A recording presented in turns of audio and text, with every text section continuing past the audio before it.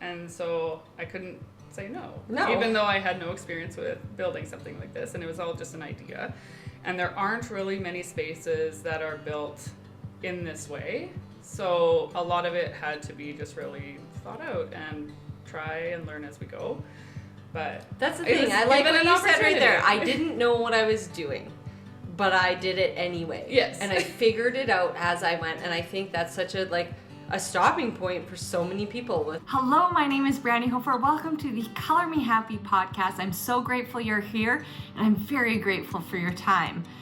You are going to feel so empowered with our episodes and our guests because they live a truly passionate life. They're excited about what they do. They know that creativity matters and that your art matters and that it matters to following your passion in life to ultimately see your everyday ordinary as extraordinary. These episodes are almost unedited, very raw, so it'll feel like you're sitting down for coffee with a friend. Feel free to reach out anytime at Brandy Hofer Studios on Instagram and subscribe for more content just like this. Thanks for being here. Welcome Amy Roper, founder of our first public garden space in Lloydminster. She's going to help you figure out, if you're interested, putting together your own community garden wherever you live, and it can be really to any scale. I know a lot of people think about this, their passion is gardening, and which falls into the gardening umbrella, right? So tell me where you started with the initial idea. I think I got really into gardening in general through COVID, and we were all very isolated to ourselves, I guess, and I thought, this would be so great.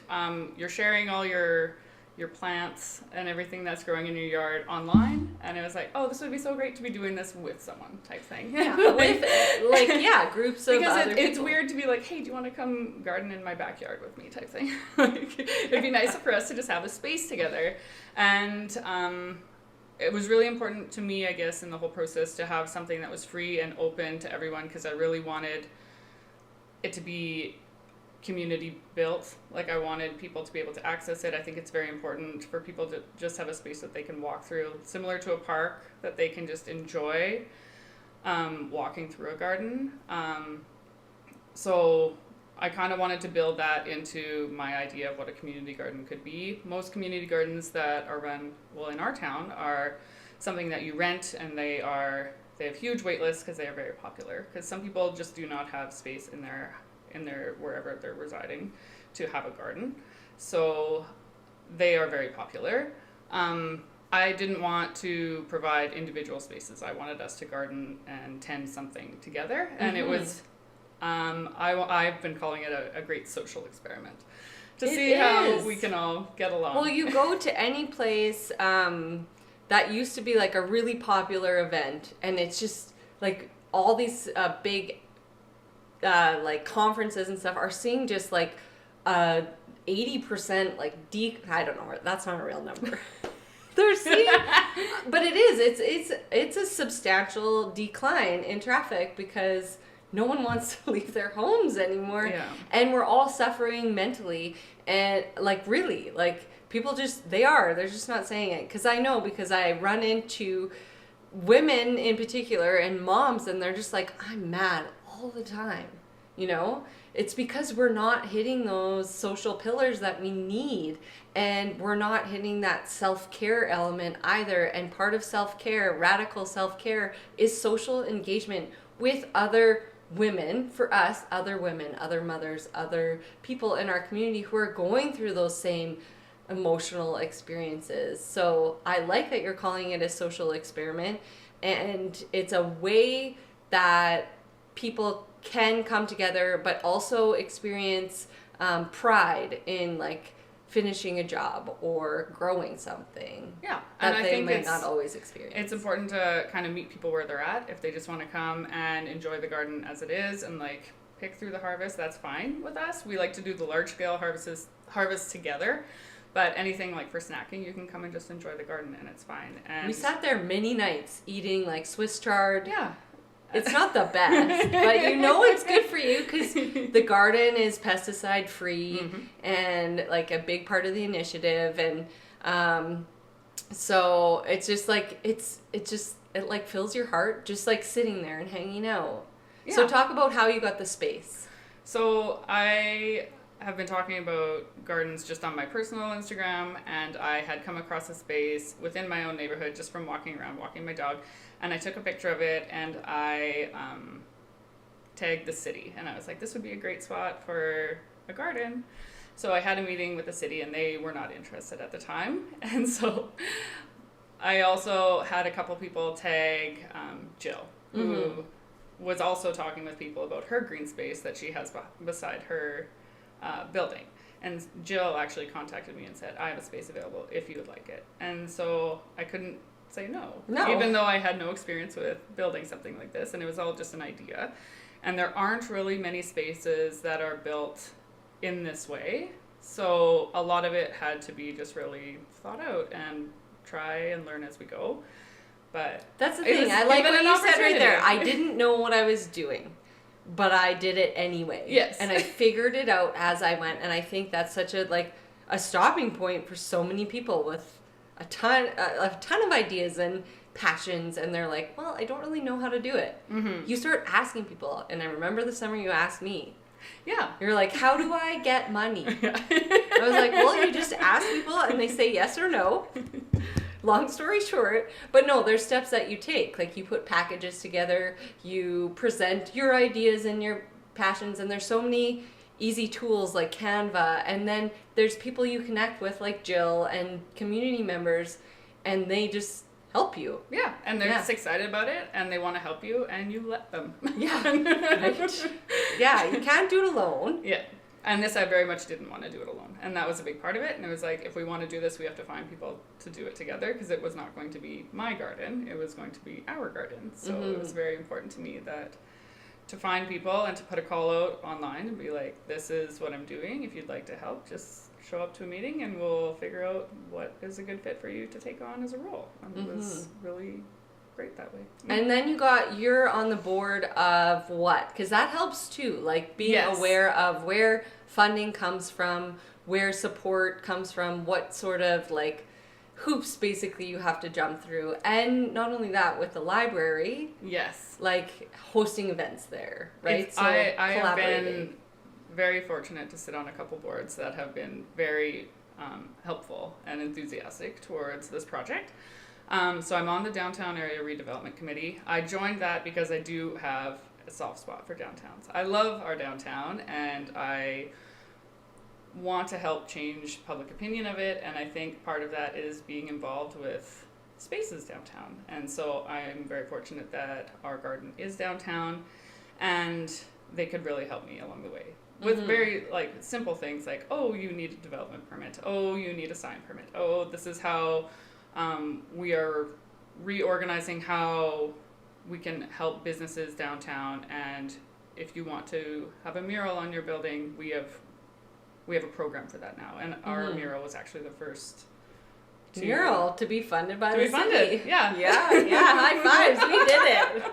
I was very it was a huge win. It was a huge win. I was so surprised, but it was so good, and it turned out great, and it really does like it brings the space like into, well, first of all, you can see it from far away. Yes, you can see it from the crossroads, which I think is very important, because then people can be like, what is that? What is right there type thing. Let's talk about the barriers, because the garden's not good enough. We had to start another initiative. Let's just give a few minutes to Mural Fest. So we painted the barriers first at the garden, which was your idea. So yes, I didn't even know that we were it's your fault. I didn't know we would have the wall as a space. Like that was just like not something that was not part of where I was thinking. I was thinking garden type thing and just adding a bit of color. And it was very important to me to have artists involved in the space, because I think it fits so well with a garden. And so, yes, the barriers, that was the first thing I asked Jill. I was like, can we paint those type thing? And that was an easy, like she figured out that they owned them and told me that they owned them, and we were allowed to paint them. And I was like, yes, let's figure out who we can get involved to paint that, and that was a separate step. Even painting the Jersey barriers, so that like cement barriers in parking lots, it like activated the space right away. 100%. It was crazy. So, and Jill was very cool because she said, do whatever you want in the space, which you don't often get with businesses and these sorts of jobs. So don't get your hopes up. It takes a lot of work in that way. And I know a lot of our listeners are artists, so it's like a dream job to be painting in a garden. And with the birds chirping, that's already like has trees around it, etc. Because you can be in the weirdest spaces painting murals. And have the weirdest traffic and the weirdest questions. But this one was a really big win in that regard. But the barriers was so cool because you were like, let's do more of those. So we started a mural fest. Just a very easy job to do. But it's funny because your community thing, your idea, which came together in a year, which is nuts. It was nuts, crazy, and I think it set me up to think that was how every project was going to go. I know. Now I'm like, why so is this it so year hard isn't to get going, a mural job? This year isn't going the same, and it's like, okay, no, but that was a very special project, and some things just take a little bit more planning and time, and to get approvals, etc. Yeah, I know. Like things click for a reason. You don't always know why, and then there's barriers set in place and you don't know why that happens, but it does happen for a reason. It does play out in the end, and you're like, I know why we were delayed 3 months now. We couldn't, or this new person got involved, and that was a really important step for the project, right? Like these are all delays for reasons, and you learn from them. I think so. Which is really good. So it sparked our mural fest was the whole idea. So now we're gonna paint at the fair, and we're needing volunteers, artists, and sponsors once again, which is crazy. And we're gonna do 15 to 20 concrete Jersey barriers on site during the fair in July. It's gonna be so incredible. I know. Just to watch it all. I know. I'm just like super stressed about it. Like, how do you move a 1,500-pound object without breaking it, and then move them back too? Like, it's all very stressful for me internally. Yes. But I feel like that's just finding the right people that we got know all that. three. Yeah, we got all three Jersey barrier businesses in town to say yes to help us. So like, that was cool. People want to help when you ask them. They want to help. So let's talk about that. Like, you have an idea. It will be hard. Yes, I think so. But I think it is just like putting yourself out there that you do need help, and it's going to take more than just you to do it. And if people have something that maybe isn't quite what you envision for the space, but they are excited about it, to let them take that and do that part of it and not have such like a rigid control over it. And I think that's important, to give people kind of their you own have freedoms. a super laid back To way of doing it. Yeah, I think it's important to give people ownership over what they are excited about. Like Stephanie with the art projects, and it's been really great. And it brings a lot of extra traffic, and so you can paint rocks at the garden, and you can get a weird keychain from the keychain library. But like weird but awesome. Amazing. Yeah. Yeah. She had ones that were just like Barbie doll parts, and people they went within a day. Yeah. People love them. Barbie doll parts. Yeah, for sure. I would want a leg hanging from my keychain for sure. I have lots of her keychains because our kids love going there.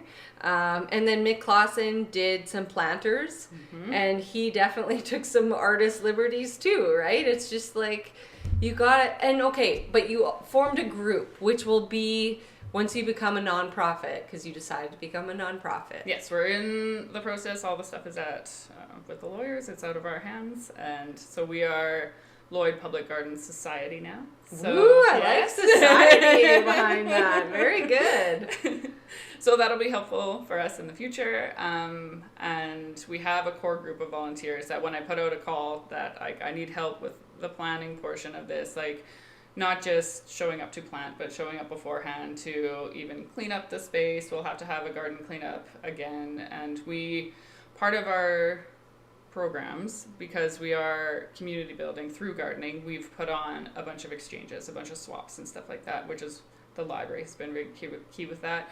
But you need volunteers to help run those. And so our volunteers have been awesome, integral for that. Yeah. Like, yes. Yeah.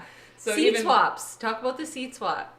So we've had, so far last year we had a seed swap, but we had it late because everything just started late because it was our first year, and it was like, oh, we should have this. Yes. Oh, we missed when people traditionally have these. So let's just do it anyways, just to have a first one and see what it's like. So this year we had it already, and we had someone drop off like a huge donation of seeds, and at the library, we tend to have our swaps that aren't that we don't really have much control over the weather this time, and we can't really predict that it's going to be warm enough to have a seed swap or anything outside in the spring. So we partner with the library for our seed swap and our seedling swap. We're going to have a worm farm composting workshop as well through the library. They've been really good to us to offer up spaces for anything that like is free to the public, which is really great, and it brings traffic into the library, so it's good for the library as well. So yeah, you could show up with seeds that you had saved throughout your own gardening season, or you can show up with nothing and just like grab seeds. Some people like had seeds they had harvested themselves with like labels and like fancy things, and it's pretty cool. Yeah, it's really great. We have some seeds savers, I guess, that that's part of their job, and they're really great at it, and they are very supportive of us, and we plant a lot of their seeds downtown as well. Yeah, you know that they're gonna work. And I love this one person's tomatoes that they start every year, and they always harvest their own, and I'm just like, these are the best, but like lots of work, but like thank you for this plant, because I would never do this myself. I think it's important, like there are people that are good at those things, and the people that know how to save seeds, like we want to connect with them, and we want them to be able to platform what they are able to do with the community and share their gifts and like show people how to save seeds so that they can be empowered to do that as well. And those are values that are important to us, I guess. Yeah, and it empowers people to take on something themselves, and that's still same thing is that like I know how to do this. I have a sense of pride. It grew. It's great. And now I'm going to teach someone else the way someone taught me. And it's this really great effect. I had a meeting and like to get funding the other day. It was a really great meeting. And they said something really kind. It's like, we need more Brandy Hofers. And I was like, well, that's what I'm trying to do. Like someone taught me, and it took me 20 years to get here. And now I'm working with youth in our community. I'm making little Brandy Hofers, not little Brandy Hofers, but little artists who are empowered, and they take pride in what they do, and they're very confident because that's the way I teach.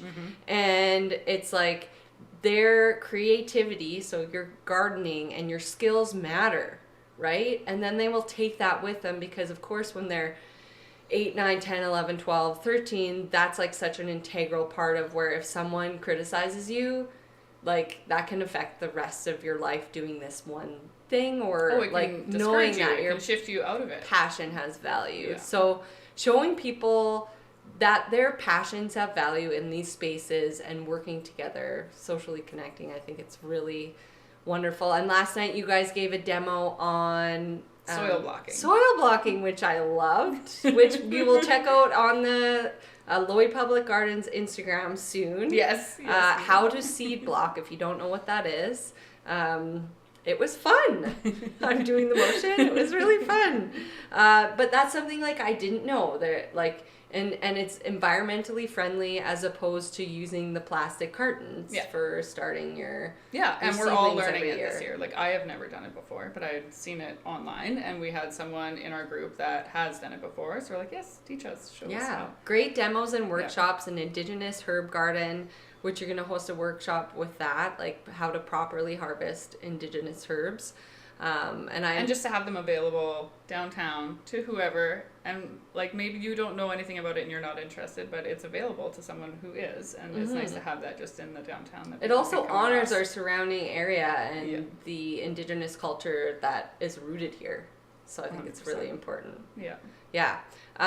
So how can everyone find you for the community garden to maybe get involved, volunteer, fund the community garden. I know as a person who has to raise funds all the time that it's not easy. So if you're passionate about garden spaces and you're local or not, sometimes I get surprising spots. Like Sherwin-Williams doesn't have a store here, but they're coming on for our mural festival, which is insane. That's tons of paint.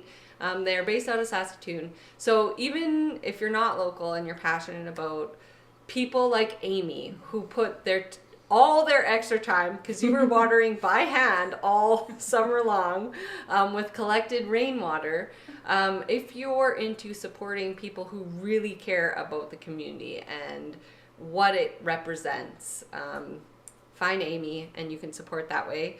It's really cool. I want to mention the seniors who live across from the garden, who utilize the garden all year long. We didn't really know where our main traffic was going to come from. And I think that's why in the beginning, we pushed really hard online to try and just get anyone from any neighborhood in Lloydminster to come and check out the garden, not realizing that we had really enthusiastic seniors in the condos right across the street. So they've been coming down, even when we first started to clean up the space and put in the planters, they were coming down. Just curious, yeah, just asking about it. And it was great. And we have some that come down and help us with weeding. A lot come when we're not even there, because we do have gardening hours where we are trying to make ourselves available whenever we can so that people can come help water and things like that. We don't have our water available at all times. But I know some seniors will come and just drag a chair across the street and they'll have their coffee and hang out there. Cool. I saw like some getting beans for their dinner. So why this is so important for our community is, okay, so a senior's life in a condo, they have no connection to nature, but you've given them one. So they get up and they move their bodies, which will help you live longer, essentially, and give you more purpose. So you've given them joy, pride, and purpose in the last parts of their lives, and conversation and connection too, right? When you look at, and just because I'm dorky and I love documentaries, the Blue Zone, I don't know what the documentary was called on Netflix, but if you type in Blue Zone on Netflix, it comes up, and he studied for over 20 years who lives the longest in the world, right? They're called Blue Zones. So centenarians, people who live to 100. Cent something.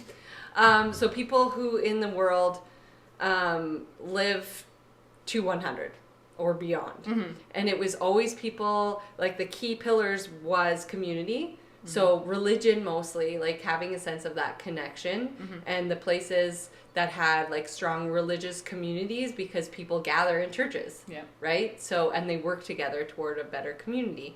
Ate well, but also to get their food source, they had to work for it. Okay, yeah. Right? So they're moving their bodies throughout the day to mill corn. I don't know if that's a grind corn, you know?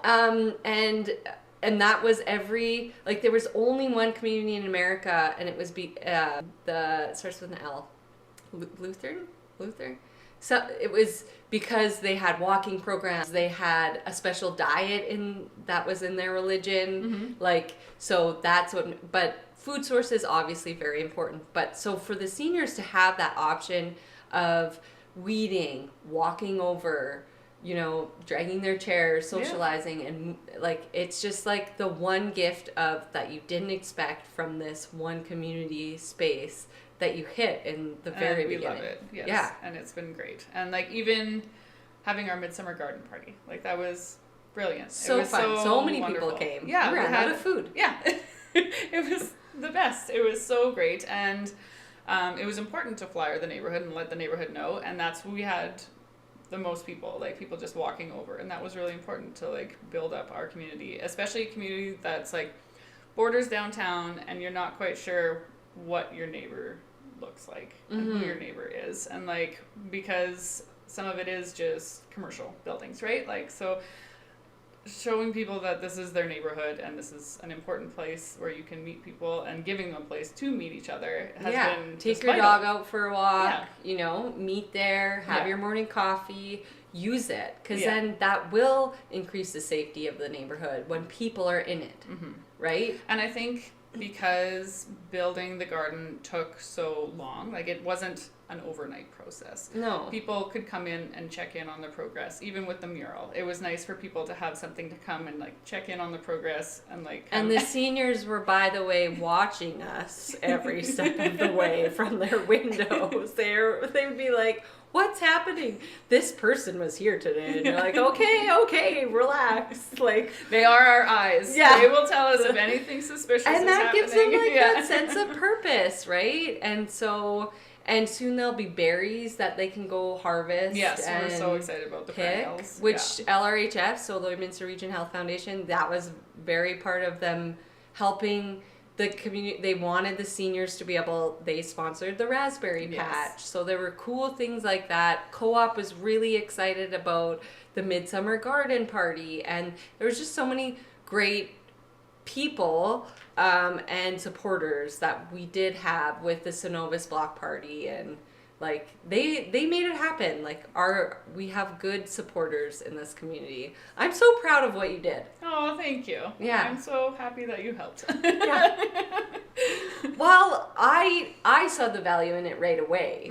Like, and not right away. Like, I was like, you just ask people for money. If you have any other questions, just call me or text me. Because we have family in common. Our husbands are cousins. So we see each other at family events. And I was just like, she'll figure it out. And then I didn't know you were doing it on Red Bicycle, right? And then I was like, oh my gosh, Jill would want a mural. Like, how can we do this together and help beautify the space and downtown even more? Because a mural, I know, is an easy spark.